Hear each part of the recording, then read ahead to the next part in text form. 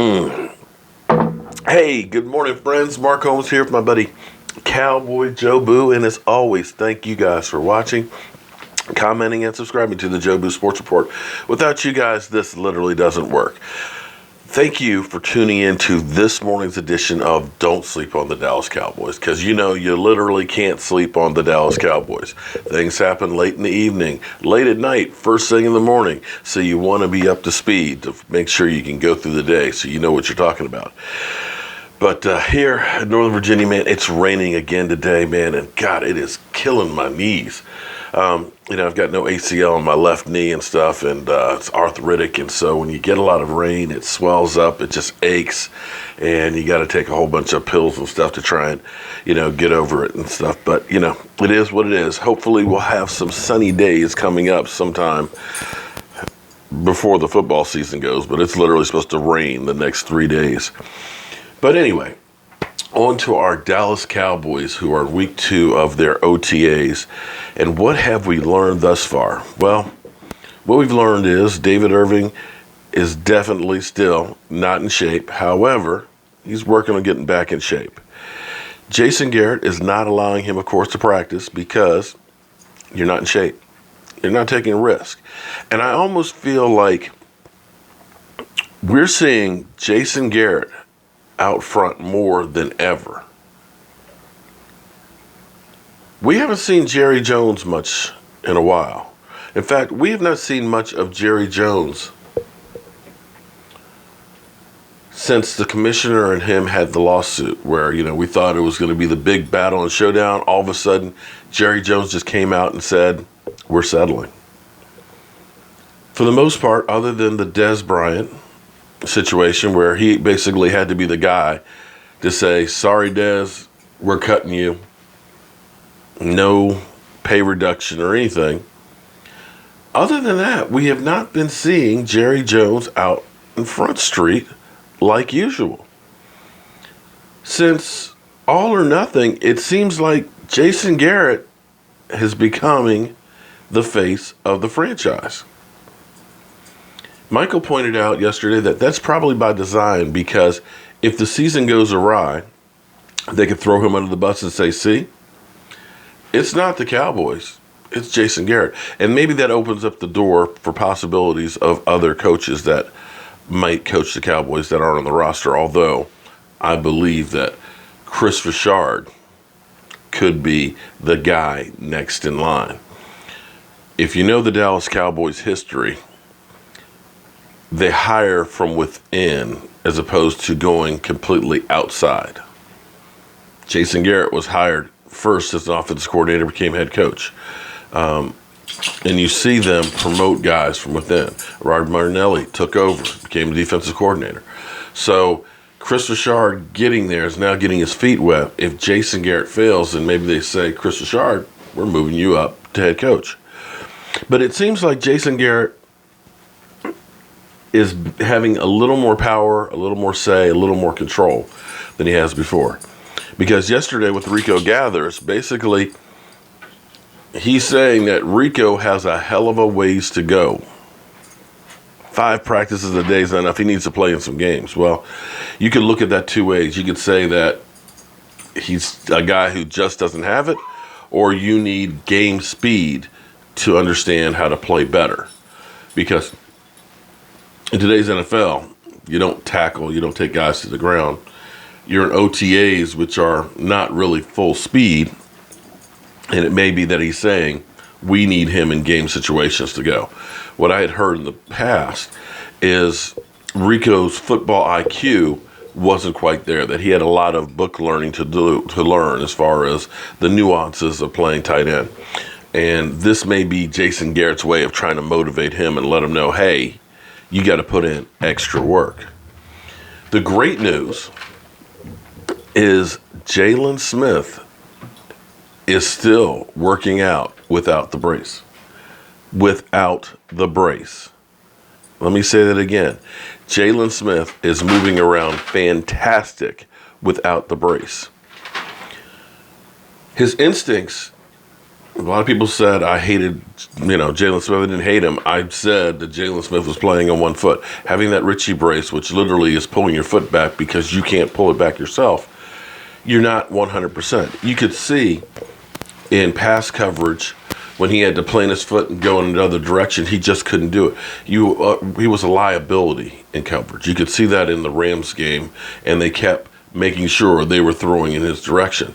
You could see in some of his tackles, because he did have the second most tackles on the team, he couldn't really drive through the tackle. And by that I mean, we were taught the old school way to tackle, which was you get your head across the body, you get your shoulder, and you squeeze the guy, and you drive him backwards. Jaylon Smith couldn't drive because he couldn't plant off that foot and go through the tackle. So a lot of the tackles were kind of, I'm being carried, okay? And the running back might carry him for 3 or 4 yards and get a first down. Or it would end up being that he's in the hole, ready to make a tackle. He's breaking down to see which way the running back's going to go. So if he goes left, I go left. If he goes right, I go right. But you could see that when the running back would make a cut, he would reach, the leg wouldn't drive him there, and it would be an arm tackle instead of a body tackle. But he was always in the right position. The instincts were there. If he now has 2 legs underneath of him, you could have a very special linebacker. And with Sean Lee, and then that gives you a chance to bring Van Der Esch in along, to really learn the position. All of a sudden, you've got a great rotation of linebackers, because most times we end up using a 2 linebacker set. That bodes well for the defense. I am ecstatic about that. And look for Taco. Taco, I think, is going to be a little bit hungry this year. A lot of you guys out there believe that Taco is a bust. He was a wasted pick and everything. But keep in mind, DeMarcus Lawrence, his rookie year, was injured and only had 2 sacks in the playoffs. The next year he had 8. Keep in mind that it takes time to develop as a defensive lineman. Nobody comes out the gate playing lights out. Well, very few come out the gates playing lights out on the defensive line. It takes time to develop. And if he steps up and can get 6 or 7 sacks this season, hey, I'm okay with that. He might end up getting about 8. You never know. Because, again, part of it's going to be this rotation of guys. You're going to have David Irving, and David Irving's another guy who last year supposedly wasn't in the best of shapes. When he came in. And, of course, he missed the first 4 games, which meant he wasn't working out with the team. But he came in cold, and in 8 games had 7 sacks. And he's also in a contract year. I think before the season, before training camp starts, that he'll get himself together and he'll be ready to roll. Because now the thing you've got going on with our defensive line is you've got a whole lot of young guys. You got a whole lot of young guys that are going to be fighting for playing time. Only way you're going to get out there is you're going to have to be good. You got Kona Ely, who's trying to resurrect his career. You got Deontay Jones out there who's trying to hold on to his career. You got Tyrone Crawford, who knows I'm getting paid more than anybody else out here. I'm getting along in the tooth. I got to perform if I want to be here the year after. You got DeMarcus Lawrence. You got David Irving. You got Taco. You're going to be able to keep a lot of those guys fresh, ready to rock and roll. So I feel great about the direction our defense is going. I'm still concerned with safety. We'll see what happens in that situation there between now and training camp and the start of the season. But that's about the spot that I have the biggest concern is safety on our team. Offensively, Connor Williams seems to be settling in at playing left guard.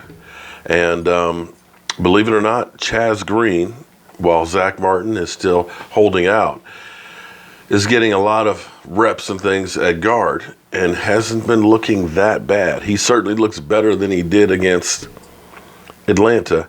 And maybe it was just one of those bad games that just, we all have days where everything just goes wrong. No matter what you do, it's the wrong move. I know I do. And some of those days it's better to just kind of walk away and come back another day, because then things are better. Unfortunately, you can't do that in football. And maybe it was just a bad day, and apparently the Cowboys see something in him to keep him there. We've signed other guys. We've got depth, but they still believe in him, so let's give the guy a chance.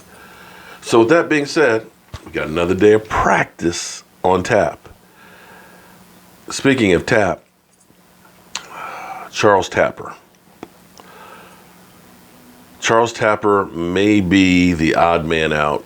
Charles Tapper, a guy who came in with a lot of promise, a guy who we had a lot of hopes for, but has had a hard time staying healthy. And getting a concussion yesterday is going to keep him off the field and keep him out of that rotation. And as we pointed out, we've got a log jam at defensive line. So you may be seeing his days being numbered. And that brings you up to speed with the Dallas Cowboys. So with that being said, I got to get to my day job. And as always, friends, I want to thank you all for watching, commenting, and subscribing to the Joe Boo Sports Report. I couldn't do this without you guys. Oh, and a little tease.